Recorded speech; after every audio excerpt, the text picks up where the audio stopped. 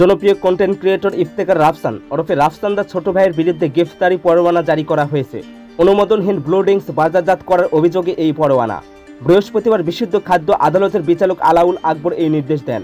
খাদ্য কর্তৃপক্ষের ক্ষমতাপ্রাপ্ত পরিদর্শক মোহাম্মদ কামরুল হোসেন এক প্রতিবেদনে জানান, ব্লু এর কোনো অনুমোদন নেই, এমনকি ওষুধ প্রশাসনও জানে না এটা ওষুধ নাকি পানীয়। সেই প্রেক্ষিতে ইফতেখার রাফসানের বিরুদ্ধে গ্রেফতারি পরোয়ানা জারি করা হয়। গত 24শে এপ্রিল কুমিল্লা নগরীর বেসিক এলাকায় অবস্থিত রাফসানের মেসাজ ব্লু ড্রিঙ্কসের অভিযান চালায় ভ্রাম্যমাণ আদালত। সে সময় নোংরা পরিবেশে মান নিয়ন্ত্রণহীনভাবে ড্রিঙ্কস তৈরি করায় 30,000 টাকা জরিমানা করা হয়।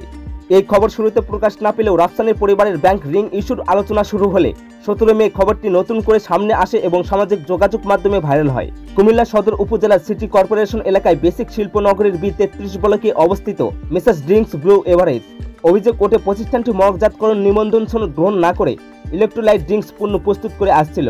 এছাড়াও কোনো অটোমেশন মেশিন ছাড়াই নোংরা পরিবেশে এই ড্রিঙ্কস প্রস্তুত হচ্ছিল। নিবন্ধন ছাড়াই মরকজাতকরণ ও বাজারজাত করায় ওজন ও পরিমাপ মানদণ্ড আইন 2018 এর 41 ধারায় 30,000 টাকা অর্থদণ্ড করা হয় প্রতিষ্ঠানটিকে।